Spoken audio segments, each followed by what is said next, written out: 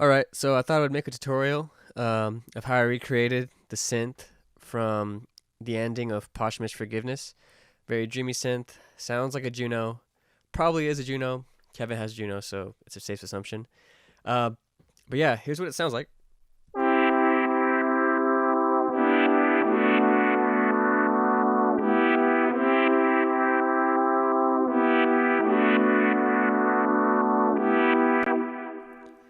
So yeah, pretty cool sound. Uh, if you don't want to watch the tutorial, you can just download it. If you have Ableton, I'll have an instrument rack right here, and you can just download it in the description. I'll put the MIDI in the description as well. That way you don't have to make the chords. But the chords aren't like insanely accurate, but they work for the song. But yeah, so if you don't have Ableton, I'm sorry, you're gonna have to watch the video. But I'll try to make it quick. So first thing you want to do, you can do this in any synth. I'm just using like a free Juno plugin, just for the sake of I like Junos. But yeah, so you're gonna want to make the sound like a cheesy 80s brass kind of sound. Sounds like this.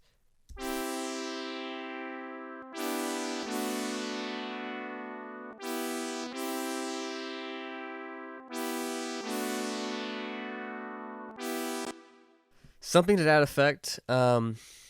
Just get the filter envelope to make it sound that way. If you have this plugin, you can get it for free. This is the older version of Tal Uno LX. You can just copy the settings and then you're golden.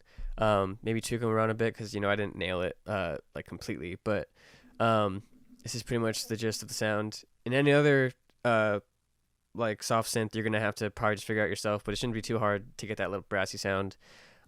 Make sure you crank the resonance up a bit because from what I hear, the resonance makes it sound pretty close to the original. But yeah, that's just the base of the sound. The like main aspect of the sound, I guess, like what makes it cool, is this like this little auto filter. I'm sorry, down here. I don't know what you would use if you don't have Ableton. You might be able to use Sound Toys Filter Freak, but you're gonna want to have some kind of plugin that has like a filter with an LFO that you could change the amount of, and that has this upward saw kind of shape. Because if you use like like a saw, like a sine wave, it doesn't sound too cool. Square wave would sound like this. All very interesting sounds, but not quite the effect you want. So you get the point.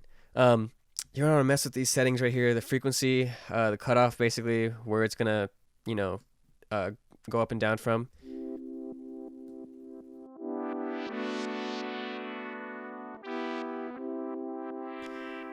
You're also gonna want to mess with the amount, just because if you cut it too high, it might sound a little too choppy. It might sound like a side chain kind of thing, like this.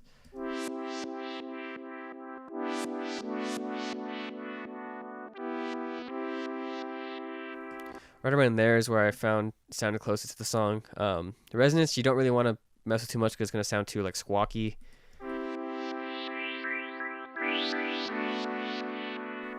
I mean, it's a pretty cool effect, but if you want to get accurate to the song, just lay off the resonance a bit on this at least. Crank it up here in the actual synth. Yeah, put some reverb, some delay, maybe some flanger, I don't know, whatever you feel like can get you closest to it. It has like a grainy quality in the actual song. I couldn't really recreate that. If someone can like get even closer to the sound of the song, I would love it. I'm just making this video because I haven't seen anyone post about it on YouTube yet, and I'm just like, man, I wanted someone to teach me, but I guess I just learned it myself. Pretty happy with how it came out. But yeah, that's the whole sound. So I got a little carried away when I made it, and I ended up making like a whole friggin' cover. And got all the drums over here, the bass. I got some vocals down here. So yeah, if you want to hear it, stick around. If not, have a nice night, nice day, whatever your time zone is. And yeah, thanks so much for watching.